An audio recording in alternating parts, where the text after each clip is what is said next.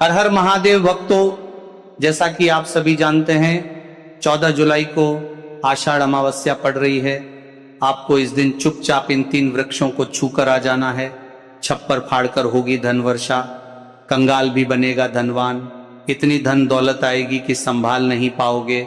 जन्मों जन्मांतर की गरीबी तत्काल हो जाएगी दूर। अगर विश्वास नहीं तो 14 जुलाई 2026 आषाढ़ अमावस्या के दिन प्रैक्टिकल करके देख लेना।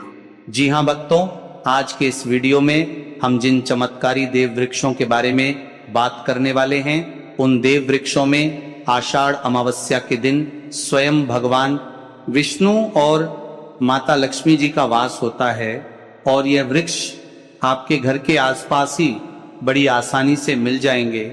इन देव वृक्षों के बारे में स्वयं महादेव ने अपने प्रिय भक्त रावण को बताया है कि कोई भी व्यक्ति सही समय पर, सही मुहूर्त पर, सही क्रिया अनुसार 14 जुलाई आषाढ़ अमावस्या के दिन इन देव वृक्ष को छूकर चुपचाप आ जाता है तो उसके घर में स्वयं महादेव की कृपा बरसती है और उसके जीवन में चल रही गरीबी, दुख, कष्ट सब समाप्त हो जाते हैं। जन्म जन्मांतर की गरीबी तत्काल दूर हो जाती है। आपका भाग्य 7वें आसमान पर होगा। जहां जहां भी जाओगे धन दौलत आपके पीछे पीछे आएगी। तो फिर आपसे एक छोटा सा अनुरोध है कि वीडियो को पूरा देखें, तभी लाभ की प्राप्ति हो सकती है। यदि आज आपने वीडियो को बीच बीच में देखा, काट काट कर देखा, तो जीवन में आपको कभी भी सफलता हासिल नहीं होगी और आप पूरे साल परेशान ही रहोगे। साथ ही भक्तों, इस वीडियो में हम आपको ऐसे पेड़ बताएंगे जिन्हें छूने मात्र से आपकी गरीबी तत्काल दूर हो जाएगी। जी हां भक्तों, मां लक्ष्मी की आप पर ऐसी कृपा होगी कि आने वाले समय में आप धनवान बन जाओगे। भक्तों, अगर आप 14 जुलाई आषाढ़ अमावस्या के दिन ये जो पेड़ हम आपको बताएंगे, उन पेड़ों को छूने मात्र से आपकी गरीबी दूर हो जाएगी। भक्तों, इस बार आषाढ़ अमावस्या कई वर्षों बाद विशेष संयोग में आई है। तो जिन वृक्षों के बारे में हम आपको बताने वाले हैं, अगर आप उन्हें हमारे बताए अनुसार सही समय और शुभ मुहूर्त देखकर छू लेते हैं तो यकीन मानिए आपके जीवन में कुछ दिनों बाद धन की वर्षा होने लगेगी। फिर आपके जीवन में आपको उन्नति करने से कोई नहीं रोकेगा पाएगा। आपकी हर मनोकामना पूरी होगी, खुशियों से भर जाएगा आपका घर। यदि आप 14 जुलाई आषाढ़ अमावस्या के दिन इन देव वृक्षों को छू लेते हो तो तीनों देव ब्रह्मा, विष्णु, महेश का आपको आशीर्वाद मिल जाएगा। इसीलिए भक्तों, इस वीडियो को पूरा देख लीजिए। तो चलिए जानते हैं कि कौन से ऐसे पौधे हैं जिनको 14 जुलाई आषाढ़ अमावस्या के दिन छूकर आ जाना है। लेकिन उससे पहले अगर आप इस चैनल पर नए हैं तो चैनल को सब्सक्राइब करके वीडियो को एक लाइक जरूर करें। साथ ही आप अपनी राशि या अपने शुभ नाम को कमेंट बॉक्स में जरूर डाल दें, क्योंकि हम आपकी राशि से जुड़ा भाग्य भी बताते हैं और भाग्य में चल रही परेशानियों को तत्काल दूर करने के लिए आसान से आसान उपाय भी बताते हैं। इसीलिए आप अपनी राशि कमेंट बॉक्स में जरूर डाल दें। तो भक्तों, उन चमत्कारी वृक्षों को बताने से पहले हम आपको आषाढ़ अमावस्या के बारे में जानकारी दे देते हैं, ताकि आपको उन देव वृक्षों को छूने के लिए सही शुभ मुहूर्त का पता लग जाए। आषाढ़ अमावस्या तिथि 14 जुलाई को मनाई जाएगी। इस दिन पूजा, स्नान और दान पुण्य करने का सबसे श्रेष्ठ समय, शुभ मुहूर्त सुबह 4:30 बजे से लेकर 10:43 बजे तक रहेगा। इसके अलावा पितरों की पूजा और श्राद्ध तर्पण के लिए अभिजीत मुहूर्त दोपहर 6 बजे से 12:59 बजे तक है। धार्मिक मान्यताओं के अनुसार आषाढ़ अमावस्या पितरों की शांति, श्राद्ध कर्म और स्नान, दान के लिए अत्यंत महत्वपूर्ण मानी जाती है। तो भक्तों, सबसे पहले तो आप सभी आषाढ़ अमावस्या के दिन इन पौधों को किसी भी समय, यानी कि किसी भी टाइम आप छूकर आ सकते हो, उसमें कोई भी दिक्कत वाली बात नहीं है। चलिए अब हम आपका ज्यादा समय बर्बाद न करते हुए बताते हैं कि आषाढ़ अमावस्या के दिन कौन कौन से पेड़ पौधे को छूना चाहिए। भक्तों, हमारे हिंदू धर्म में देवी माता रानी के अनेक स्वरूप कहे गए हैं, जिसमें वृक्षों को भीमा देवी के स्वरूप कहा जाता है। तो आज हम आप लोगों को ऐसे वृक्ष के बारे में बताएंगे जिनको छूना बेहद शुभकारी बताया गया है। आषाढ़ अमावस्या के दिन इनको छूने मात्र से शत्रु दोष, कर्ज दोष, गरीबी दोष सब समाप्त होते हैं। यह दिन भगवान विष्णु और माता लक्ष्मी को प्रसन्न करने के लिए सबसे उपयुक्त दिन माना जाता है। और इस पावन पर्व में कुछ ऐसे वृक्ष हैं जो कि देव वृक्ष कहे गए हैं। ये देवी के स्वरूप होते हैं, माता काली के स्वरूप होते हैं। और हमारे धर्म में पेड़ पौधे को देवी देवता मान करके हम इनकी पूजा करते हैं, और हमें पूजा भी जरूर करनी चाहिए। विज्ञान भी कहता है पेड़ पौधे मनुष्यों को फ्री में प्राणवायु प्रदान करते हैं, और पेड़ पौधे हमें ऑक्सीजन देते हैं, और हमारे जो कार्बन डाइऑक्साइड होता है उसे ग्रहण करके सभी प्रकार की जितनी भी नकारात्मक चीजें होती हैं उसे अपने अंदर में स्वयं सोख लेता है और हमें ताजगी प्रदान करता है। और आषाढ़ अमावस्या के समय में कुछ ऐसे पेड़ पौधे हमारे धर्म शास्त्र में कहे गए हैं जिनको छूने मात्र से व्यक्ति के बंद किस्मत के ताले खुल जाते हैं, व्यक्ति का सौभाग्य चमक जाता है। हमारे शास्त्रों में पेड़ पौधों को बहुत ही गुणकारी कहा जाता है, क्योंकि इनमें साक्षात देवताओं का वास होता है। अनेक बीमारियों का उपचार पेड़ पौधों में ही छुपा है। पेड़ पौधों में कई जड़ी बूटियां पाई जाती हैं। और भगवान श्री कृष्ण ने गीता में स्वयं कहा है कि वृक्षों में मैं पीपल का वृक्ष हूं। पीपल के वृक्ष को वृक्षों का राजा कहा जाता है, क्योंकि पीपल वृक्ष की जो आयु होती है सबसे ज्यादा होती है, सबसे अत्यधिक होती है। पीपल वृक्ष सर्वशक्तिमान होता है, पूजा पाठ में अत्यधिक इसका महत्व होता है। तो चलिए आज हम आप लोगों को छुए जाने वाले वृक्ष के बारे में बताएंगे।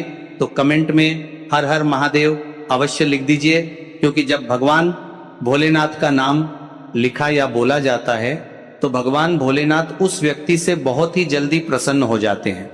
भक्तों, हमारे धर्म शास्त्र में अनेक ऐसे वृक्ष हैं जिन्हें कल्याणकारी और मंगलकारी माना गया है। यह वृक्ष केवल पर्यावरण के लिए नहीं बल्कि हमारे जीवन के लिए भी बेहद महत्वपूर्ण होते हैं। खासकर अगर आप इन वृक्षों को छूते हैं तो आपकी सारी परेशानियां, कष्ट, दुख और तकलीफें खत्म हो जाती हैं। इस दिन इन वृक्षों का असर कई गुना बढ़ जाता है। इस दिन शक्ति धरती लोक में आ जाती है, और इस दिन हर वस्तु में प्राण और चेतना का संचार होता है।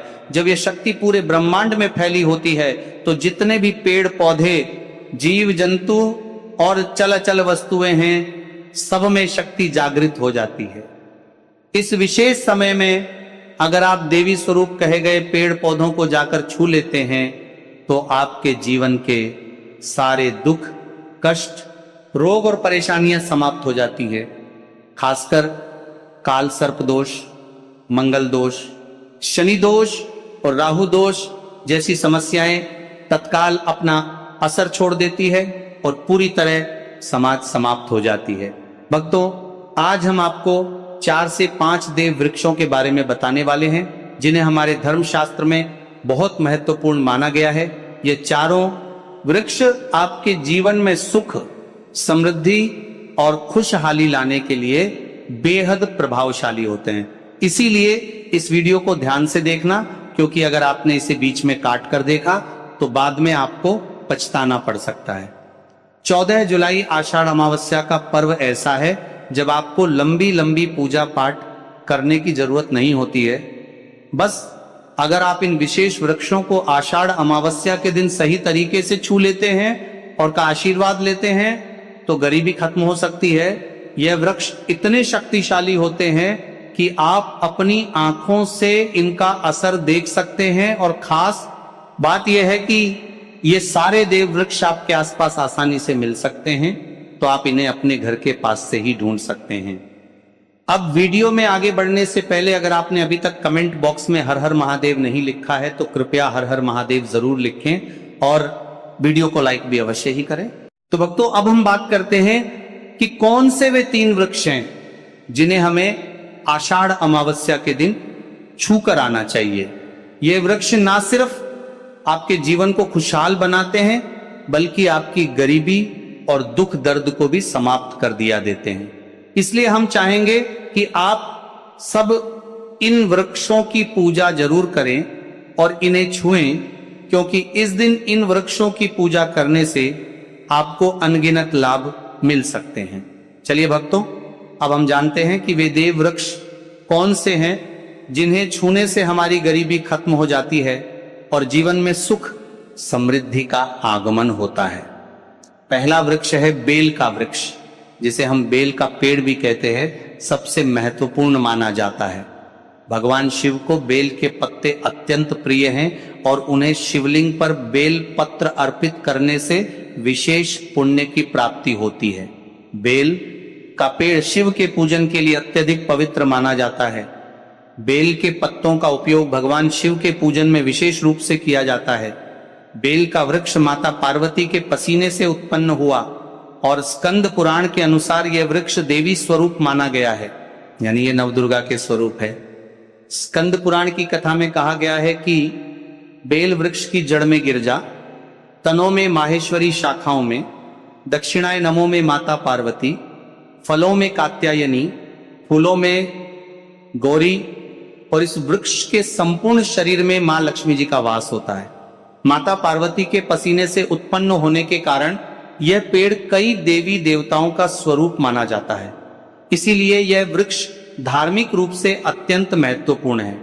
अगर आप संध्या काल में शिव मंदिर या नवदुर्ग मंदिर के पास बेल के वृक्ष के नीचे घी का दीपक जलाते हैं तो व्यक्ति धनवान, गुणवान और पराक्रमी बनता है। इस पेड़ के स्पर्श से व्यक्ति के सभी मनोरथ पूरे होते हैं। इस पेड़ को छूने से पहले आपको एक खास मंत्र भी बोलना चाहिए।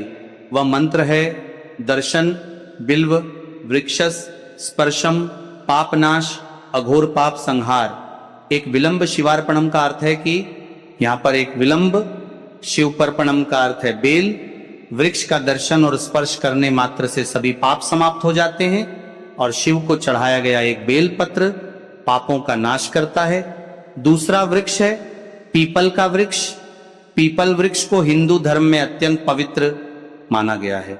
धार्मिक मान्यता के अनुसार पीपल के वृक्ष को छूने और श्रद्धा से प्रणाम करने से कई शुभ फल प्राप्त होते हैं।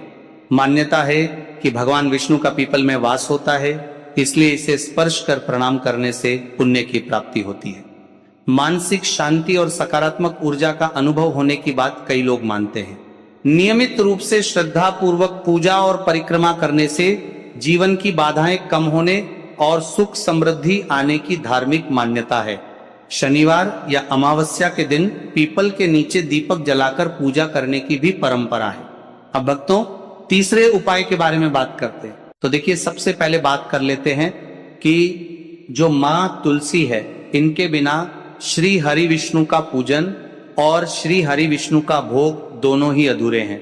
जब भी हम श्री हरि विष्णु को भोग कराते हैं, उनको भोग लगाते हैं, उसमें हम तुलसी दल जरूर डालते हैं।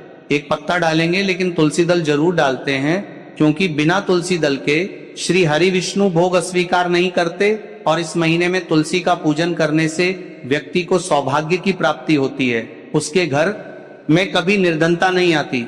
आप देखिए, सबसे पहले तो आपको इस महीने में एक हरा भरा तुलसी का पौधा अपने घर में जरूर लगाना चाहिए।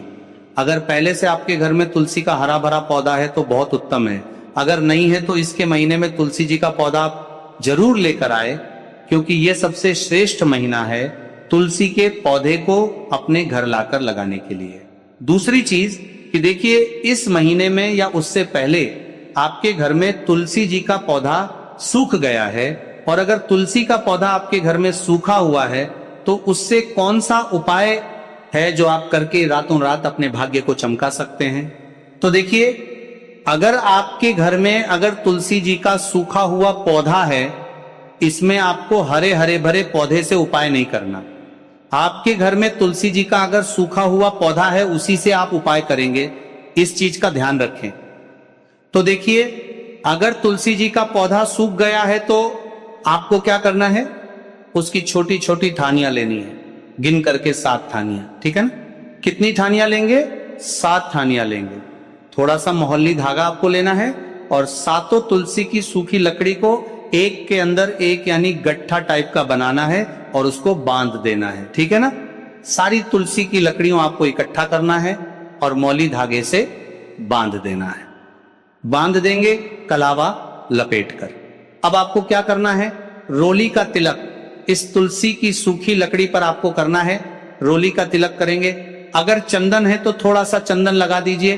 अभी ये तुलसी की जो सूखी लकड़ी है ये आपको थोड़ी देर अपने घर के मंदिर में रखनी है, श्री हरि विष्णु के सामने। और एक देसी घी का दीपक आपको श्री हरि विष्णु के सामने लगाना है। दीपक गोल बाती का लगाएंगे और उसमें एक चुटकी पिसी हुई हल्दी डाल देंगे, ठीक है ना। श्री हरि विष्णु को हल्दी बहुत प्रिय है। दीपक लगा देंगे। थोड़ी देर बाद जो तुलसी की लकड़ियां हैं उनको ऐसे ही रखा रहने देंगे, तिलक कर देंगे। अब थोड़ी देर बाद आपको क्या करना है, तुलसी की वो जो सूखी लकड़ियां आपने बांधी थी कलावे से, मोली धागे से, अब आपको उन्हें उठाना है। एक छोटे से लाल कपड़े में आप इसको रख लीजिए, ठीक है ना। लाल कपड़े में रख लीजिए, पीला कपड़ा हो तो पीले कपड़े में रख लीजिए। रखने के बाद आपको क्या करना है, इसकी पोटली टाइप की बना देनी है। धागे से लपेटकर मौली धागे से ही पोटली बना लीजिए, आराम से बन जाती है। अब इस पोटली को आपको कहां रखना है, इसे आपको अपने घर के मुख्य द्वार पे टांगना है, ठीक है ना। अंदर की तरफ, बाहर की तरफ नहीं, अंदर की तरफ, मुख्य द्वार पर अंदर की तरफ टांग दीजिए। और मां लक्ष्मी का ध्यान करिए, श्री हरि विष्णु का ध्यान करिए। उनसे प्रार्थना करिए कि हे धन की देवी मां लक्ष्मी, आप मेरे घर में पधारिए और अपनी कृपा मुझ पर बरसाइए। इस तरह से आपको प्रार्थना करनी है और मंत्र बोलना है। ओम नमो भगवते वासुदेवाय नमः 11 बार यह मंत्र बोलना है। एक दीपक आपको जिस दिन भी उपाय कर रहे हैं अपने घर के मुख्य द्वार पर प्रज्वलित करना है। चौमुखी दीपक यानी 4 बाती का दीपक लगाएंगे और थोड़ी सी हल्दी उस दीपक में भी डाल देंगे। मुख्य द्वार पर दीपक बाहर की तरफ लगाना है सीधे हाथ पर, ठीक है ना। ये उपाय आप करिए और देखिए कि कैसे आप महाकरोड़पति बनते हैं, कैसे आपके पास पैसा आता है और कैसे आपके पास पैसा रुकता है। तो ये वही उपाय है जो रातों रात आपके भाग्य को चमकाएगा और आपको महाधनी बनाएगा। छोटा सा उपाय आपको महाकरोड़पति बनाएगा अगर सच्ची श्रद्धा से आपने इस उपाय को कर लिया। साथ ही साथ इस महीने में अगर कोई जूते का दान कर देता है, जूते चप्पलों का कोई दान कर दे इस माह में, तो समझ लीजिए उसे हर वह वस्तु मिलती है जिसकी वह कल्पना करता है, जिसकी वह चाहता है। आपने अगर कुछ ऐसा सोचा है कि हाँ मुझे ये वस्तु या मुझे ये चीज मिल जाए, मेरी इच्छा पूरी हो जाए, आपकी कोई भी इच्छा अधूरी है, पूरी नहीं हो रही, तो इस माह में आप एक व्यक्ति को दान करें, जूते या